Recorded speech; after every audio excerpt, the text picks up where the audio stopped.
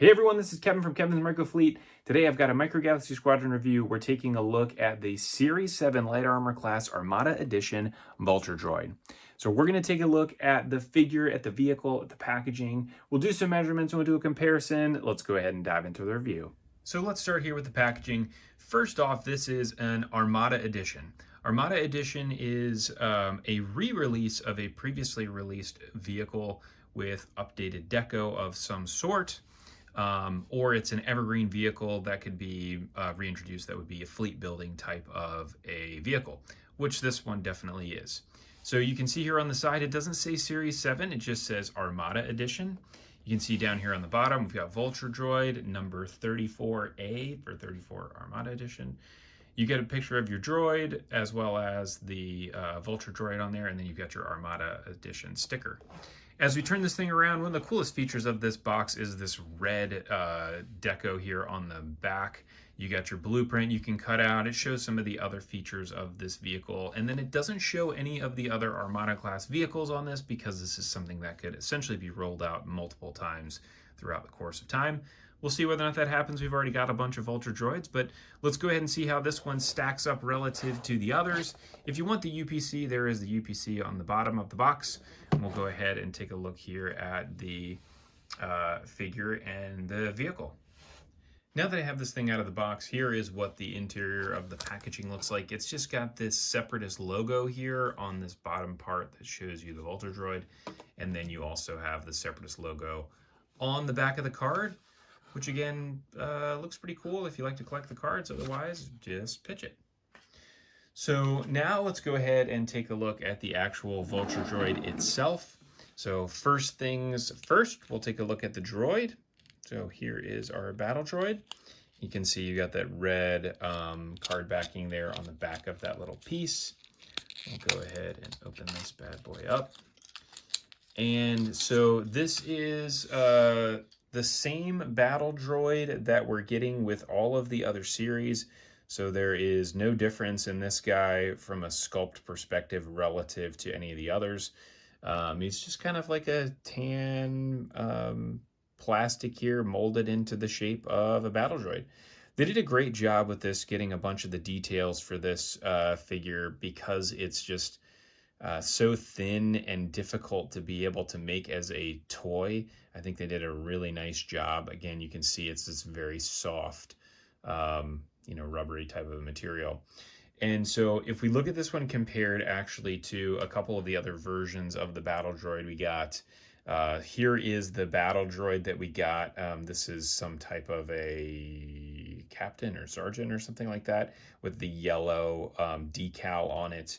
You can see, again, same exact sculpt. And this one came in the Coruscant Battle Pack. That was a Target exclusive. And then we also have this other battle droid, which we have got with our AAT tank, which is this like reddish, orangish color. Again, the same sculpt. The battle droid did come in a couple other sets as well. So this came with the battle droid set from Disney that included a couple Vulture Droids and a bunch of these guys. He also came in two different Scout classes for Series 2 and for Series 6. So there he is. So now let's go ahead and take a look at the Vulture Droid itself. So the Vulture Droid here, it does come with a couple different parts to it. So it has, its normal position here and its normal wings, and it does give you two walking legs as well, which is great to be able to attach. I'll show that here in a second, how that functions. And so on here, it is labeled left and right, just so you're aware. When you get yours, check to make sure that you have the L2 and R2 in there. When this originally came out, when it came out in whatever series it did, some of them had the wrong legs in it. So two right legs or two left legs. So just check and make sure that that's the case. And there you go. So here is what this looks like from a deco perspective. Not a whole lot to this. A little bit of paint there on the top. You can see here on the side, this little gap here. I'll show you the wings open here in a second.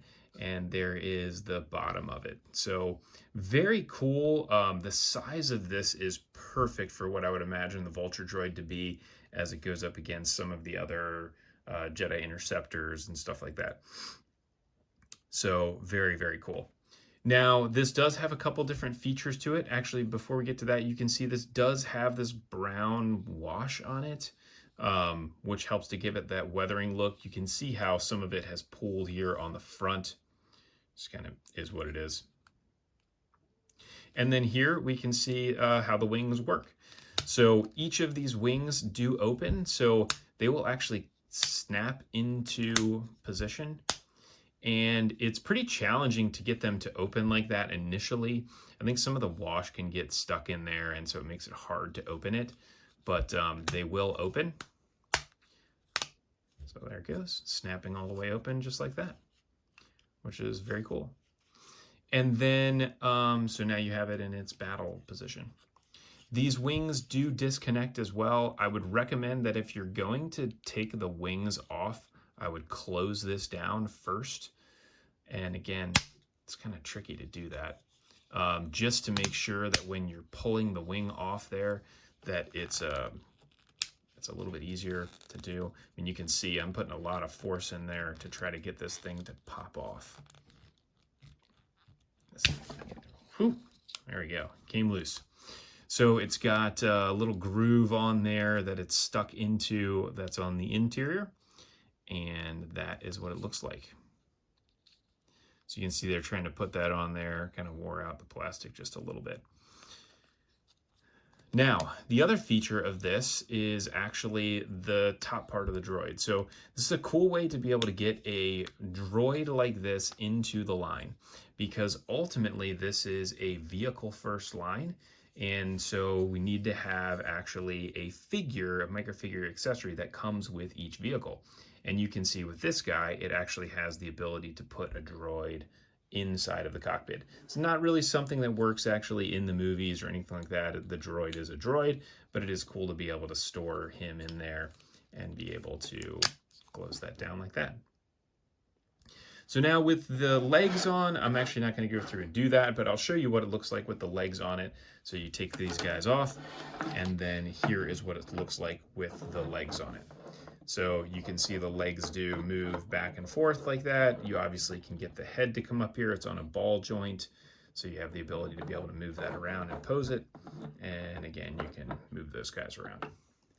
So now I've got these lined up here, oldest to newest. So this one here was actually made in 2023. So we can see that right down there on the bottom that says June of 2023. And then you've got May of 2024 and August of 2024. Again, I can't see any difference. I mean, maybe just a very slight difference in the color of the paint. Again, here is your Armada edition versus the standard release. So maybe a slight difference in that. It's just the red on the eyes looks to be just a little bit more red. That is about it.